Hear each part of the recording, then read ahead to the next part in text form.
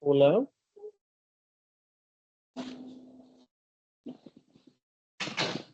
Hola, ¿se Buen escucha? Augusto. Augusto. Sí, ¿está ahí Sí, bueno. disponible ya? Sí, perdón, entre cesárea, parto, cesárea, pero estoy aquí mientras vamos sacando la cesárea, estamos listos. Así que, oye, pero no tengo el computador, pero les voy contando un poquito del paper que fue elegido para este Journal Club y después cuando suba nos conectamos de vuelta al computador y al PowerPoint y todo lo que se necesite. Oye, este es un trabajo que fue realizado por equipos chinos y publicado en la revista Anesthesiology ahora en julio del 2024. Es un trabajo que busca evaluar el uso de dos biomarcadores más específicos de más nueva generación en la predicción de eventos cardiovasculares mayores en población sometida a cirugía no cardiovascular mayor. Entonces, y esto es parte de un grupo de trabajo que se llama el Prevenge Group, que empezaron a reclutar a estos pacientes un poco en esa línea y parte de los resultados se publicaron aquí, así que probablemente vamos a ver en un futuro más resultados secundarios derivados de este mismo grupo Prevenge. Entonces, un poco la base de esto viene a ser que los biomarcadores cada vez más, han ido apareciendo más en la palestra, de hecho ya son más recomendados en guías, por ejemplo, europeas para la evaluación del riesgo cardiovascular, pero siempre queda un poco la duda de cuál es la utilidad del uso de más de uno de estos biomarcadores. Están hablando siempre necesariamente de lo mismo, pueden entregar información adicional uno respecto al otro o son redundantes en su uso. Entonces, este estudio lo que quiso hacer es evaluar la predicción de eventos cardiovasculares mayores en población seleccionada como población de riesgo, ya sea por antecedentes o por haber tenido eventos cardiovasculares previos, y evaluar entonces sometido a cirugía mayor no cardíaca electiva, y en ese contexto eh, ver la predicción de estos biomarcadores asociados a otros métodos de predicción. Probablemente ya los scores el score, el RCRI ya está quedando un poco atrás. Entonces hay que ver cómo vamos sumando otros factores preoperatorios para predecir cuáles van a ser nuestros resultados postoperatorios. Un poco en esa línea es en la que se gestó este estudio. Este es un estudio que reclutó a cerca de 3.000 pacientes, 3.110, una cosa por ahí. Había estado potenciado ya desde los 2.800, pensando en una tasa de eventos cardiovasculares o del outcome primario a encontrar de cerca de un 18%. El outcome primario lo correspondieron a un resultado compuesto entre varios factores cardiovasculares asociados a 30 días.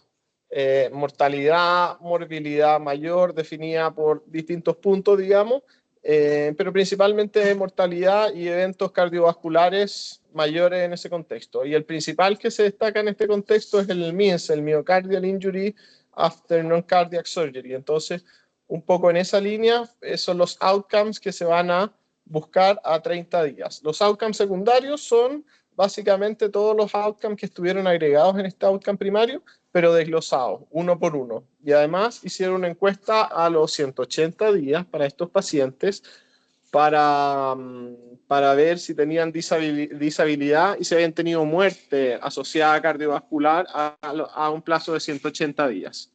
Un poco en eso fue en lo que definieron este estudio.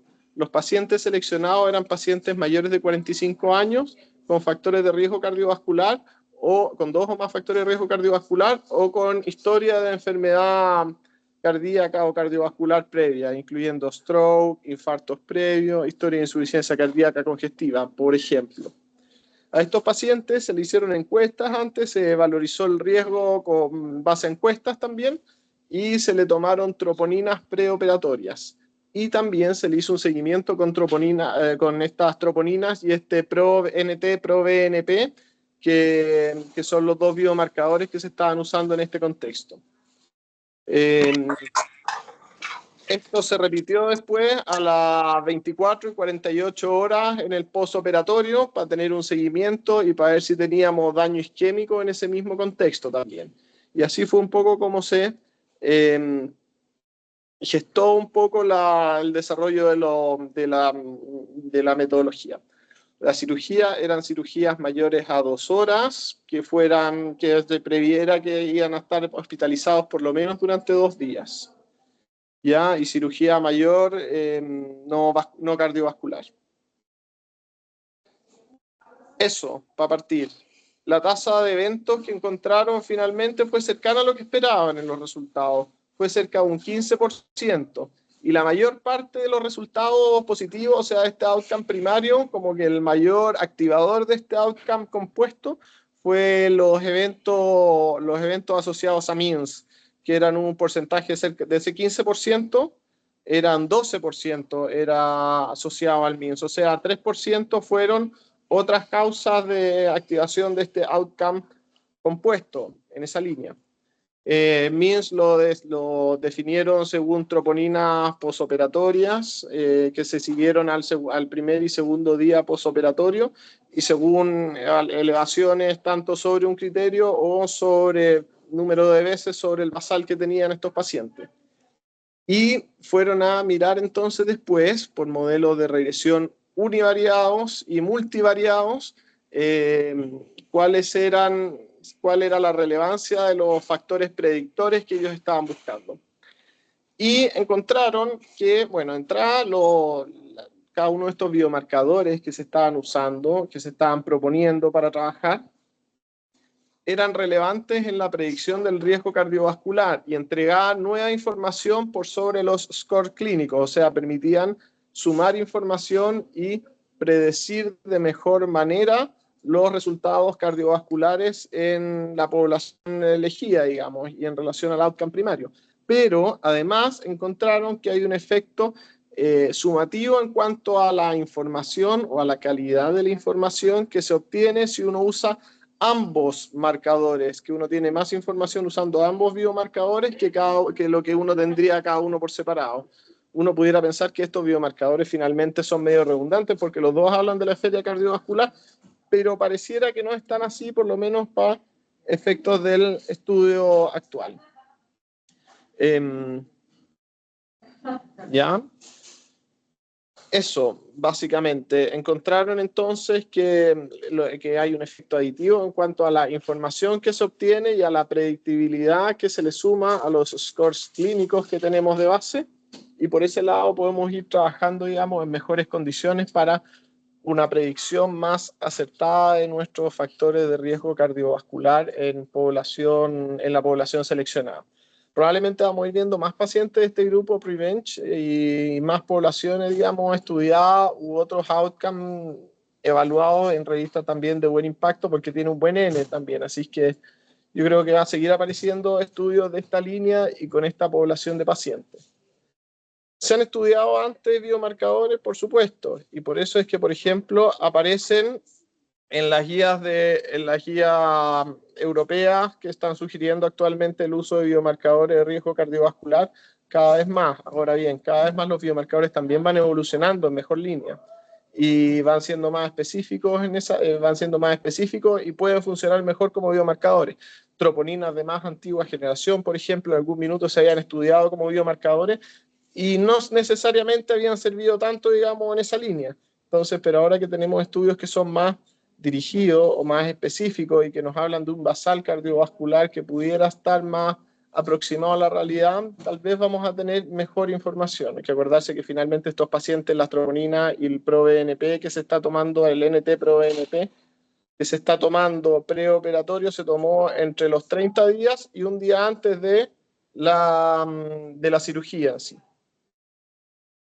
¿Ya? Eso. Este estudio está bien potenciado, tiene hartos pacientes, tiene una metodología bien sólida, tiene un buen seguimiento y el análisis estadístico pareciera ser bastante interesante y adecuado, digamos. Así es que están usando regresiones multivariadas, de análisis multivariado para ir definiendo datos y definiendo información que viene a ser súper útil en ese contexto. Y pareciera ser un aporte por ese lado.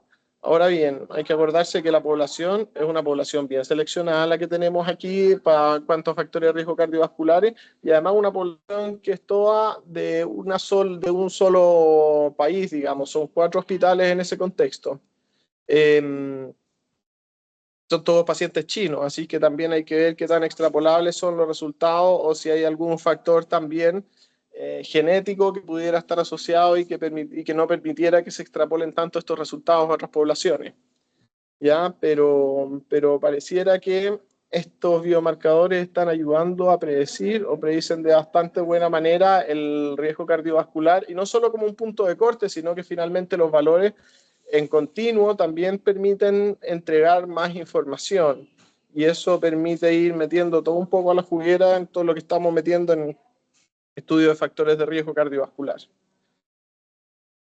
Eso quería contarles, les pido disculpas, pensaba que, bueno, uno siempre sabe que los turnos puede quedar la escoba, pero en fin, tratamos de hacer lo posible. Tengo un PowerPoint también que había preparado para esto, así que de todas formas se los voy a mandar después cuando suba, pero me gustaría estar abierto a comentarios para las personas que leyeron el estudio, si hay alguna duda, consulta, algún otro aporte que les gustaría hacer en este minuto. Abierto el micrófono.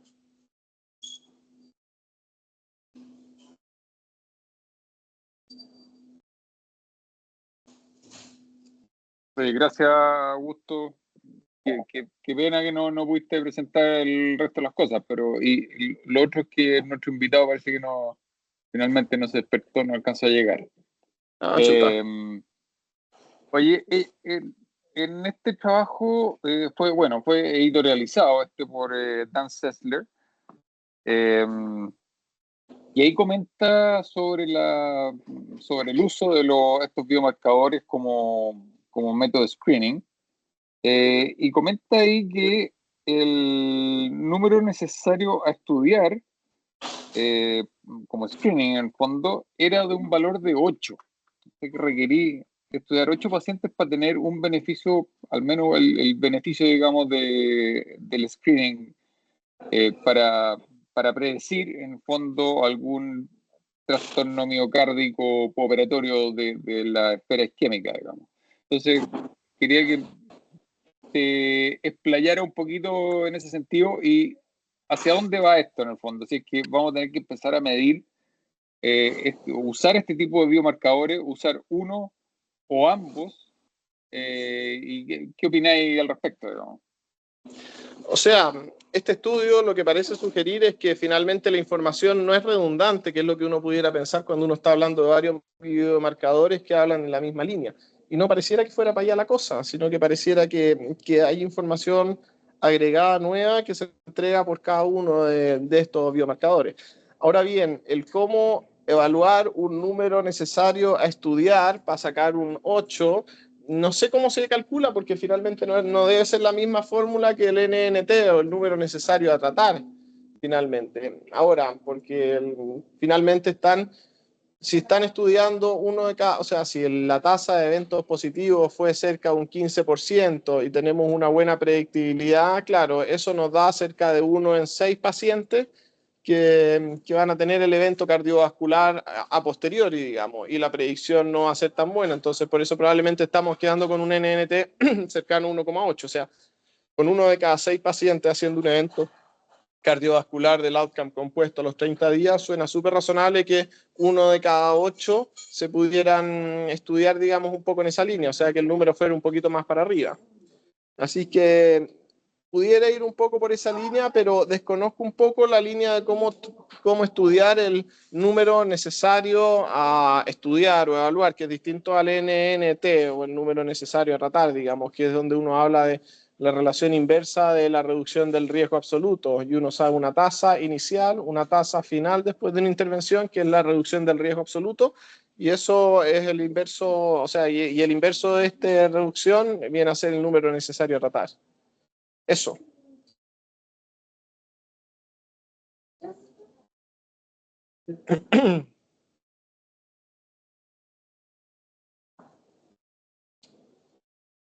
¿Algún otro comentario, preguntas?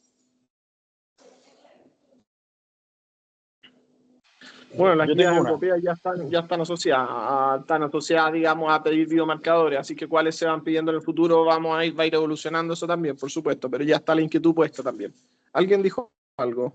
Yo tengo una pregunta. ¿Qué eventos predijeron? O sea, en ese 15%, ¿se detalló un poco? Sí, o sea, se detalló el outcome compuesto, que incluía muerte, incluía stroke, pero principalmente, básicamente, el que se llevó la batuta de esto fue el MINS, el Myocardial Injury After Surgery.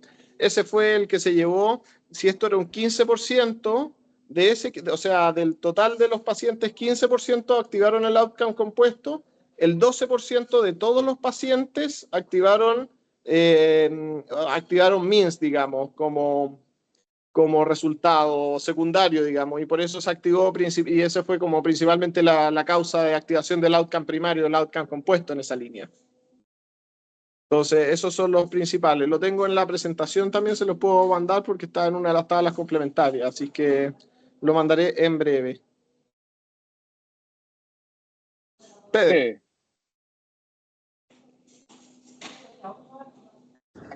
Hola, Augusto. Hola.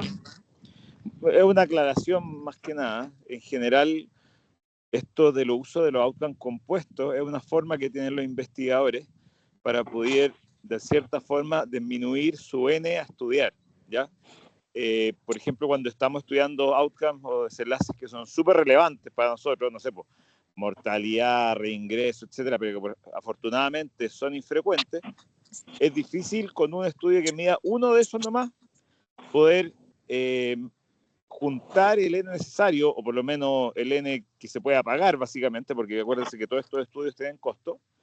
Entonces, una forma en la cual se puede lograr eso es generar estos outcomes compuestos, que muchas veces asocian cosas que, o sea, juntan desenlaces que son parecidos, están asociados, no sé, pues infarto, muerte, accidente cerebrovascular, cosas de ese estilo, ¿ya? Entonces, de esa forma, uno puede disminuir la cantidad de pacientes que tiene que estudiar para demostrar básicamente que tiene el poder necesario para hacer el estudio, ¿ya? Una papita, ¿no? Eso. Sí, por supuesto, o sea, finalmente con esto uno no, o sea, no es una desvalidación que sea un outcome compuesto, sino que todo lo contrario, finalmente metodológicamente es aceptado también porque al final uno quiere saber también qué es lo que está pasando al final, si hay beneficio o si hay daño para estos pacientes, y finalmente un outcome compuesto me va a decir si tengo un beneficio por algún lado o si tengo un riesgo por algún lado, y eso después iré a mirar cuál es el riesgo más específico o menos específico que puede estar más o menos asociado, pero finalmente uno cuando habla con los pacientes, uno habla de los riesgos en general también, que es como una bolsa, digamos, grande de riesgos, y puede pasar cualquiera de las cosas, así que finalmente uno siempre va a hablar también de cosas más compuestas, y después las va a ir separando en particular, que fue lo que hicieron con los outcomes secundarios, por ejemplo. Víctor. Hola, buen día. Oye, buen esfuerzo, Augusto, por presentar desde los bajos mundos. Oye, te quería preguntar, ¿nosotros en la red tenemos algún tipo de forma de medir estos famosos biomarcadores, ProBNP, algo así, o es algo que todavía está a nivel laboratorio experimental? O sea, los biomarcadores que presentaron aquí tienen nombres comerciales y cosas así. Desconozco si la red los tiene. Yo sé que, por ejemplo, hay un ProBNP que está en la red y que sale como 10, 15 lucas, digamos, una cosa así. Entonces, al final, es como pedirle una vitamina B12 dentro del contexto preoperatorio que le piden los cirujanos, que en verdad no tiene mucha relevancia para el perioperatorio, pero sí se lo toman porque a los pacientes les gusta tomarse. Pero probablemente asimismo, si entrar un poco más en la línea con el trabajo con los cirujanos, así como le piden un electro que le debe salir la misma 25 lucas, probablemente asociado a un ProBNP que le salga 10, 15 mil pesos, puede ser súper razonable dentro de un estudio perioperatorio. No tenemos el NT ProBNP hasta donde yo sé, pero tal vez alguien puede saber del laboratorio, pero hay nombres comerciales ya asociados a esto. Gracias. Pero, Augusto, volviendo ahí a qué biomarcador usar, si tuvieras que elegir alguno de los dos, y para pedirlo preoperatoriamente a todos los pacientes, ¿cuál elegiríais? Yo creo que, o sea, creo que este estudio ha mostrado que vale la pena usar los dos, pero yo me quedaría por la troponina, más que nada pensando en que después si yo quiero definir un MINS, por ejemplo, me va a servir saber cuáles son mis troponinas basales para saber si después tengo un aumento posterior o no. Entonces, o cuántas veces aumentó el posterior respecto a mi basal. Entonces, porque el MINS finalmente se define por troponina, no por ProBNP. Entonces, yo me quedaría con ese, más que nada pensando en que puedo hacerle un seguimiento postoperatorio que está avalado por una entidad más específica como es el MINS. Si un ProBNP después se me altera en el postoperatorio, también puedo hablar de que tengo una disfunción cardiovascular probablemente, pero no va a tener el apellido, no va a tener el nombre y apellido de MINS, así que probablemente me quería la troponina en ese contexto.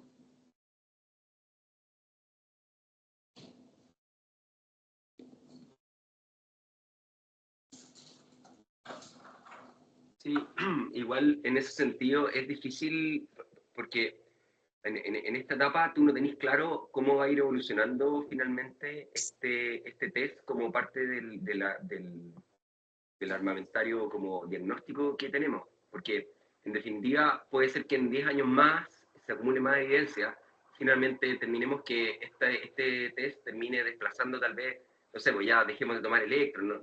por una cuestión como bien radical, pero en la práctica el problema que uno tiene ahora es tomar la decisión desde el punto de vista de qué conducta vaya a cambiar basado en la información que tiene, sobre todo cuando estés complementando con otros test diagnósticos que te pueden estar dando un valor que en la práctica puede ser que te digan haz algo o no hagas algo respecto a lo que te indica este otro test.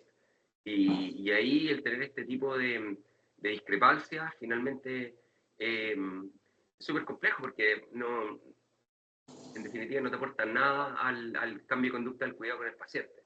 Entonces, es una cuestión que yo creo que tiene evolutividad. Evidentemente, a medida que empieza a aparecer más estudios, más datos, es posible que eso cambie, pero a esta altura yo estoy un poco con Augusto en el sentido que no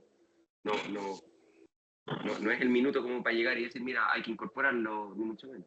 Entre otras cosas porque parece que no lo tenemos. No, por supuesto, o sea, hay que pensar que finalmente los pacientes que se estudiaron aquí igual eran pacientes graves. O sea, sobre el 50% eran pacientes ASA 3 o ASA 4. Entonces son pacientes que igual uno va a querer tener monitorizados así como bien de entrada en alguna unidad más dirigida, digamos. Son pacientes graves en ese contexto.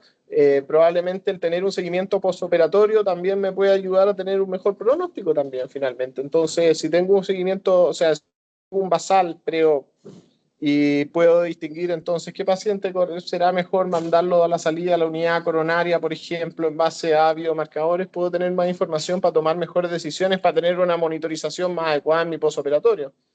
Probablemente un paciente que tenga una troponina medio alterada, también podría pensar en hacerle una curva postoperatoria y saber que era parte de su basal y que voy a tener una monitorización también un poco distinta. Pero efectivamente estas cosas van a ir cambiando con el tiempo y probablemente las guías ya no van a ir cambiando cada 8 años o cada 10 años, sino que van a ir cambiando cada 2, cada 3 años, así como va la disponibilidad de los biomarcadores a esta altura. Y las nuevas generaciones van a ir saliendo de biomarcadores van a ir saliendo cada vez más desarrolladas en esa línea también y pesquisando cosas cada vez más precisas.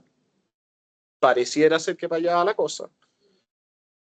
Efectivamente. Ahora bien, ¿cuánto va a reemplazar los test más habituales como un electrocardiograma? Pucha, es difícil todavía decirlo porque en verdad todavía no hay ni una guía que lo haya desplazado tampoco, así que hay que ver qué se vendrá después.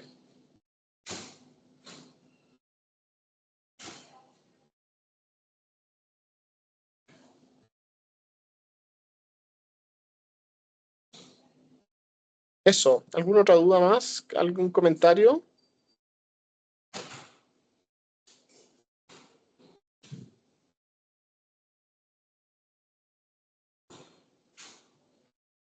Un último comentario con respecto al trabajo y que había mencionado que está editorializado, ese editorial de Sessler.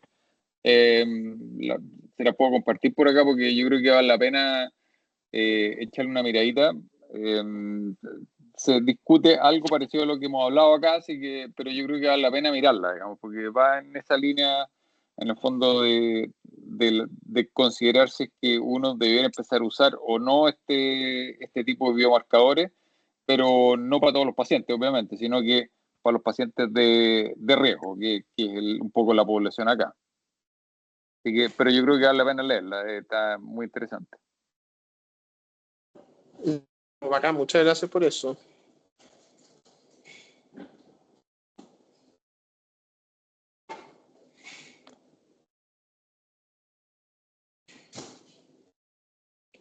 Creo que estamos entonces por ahora.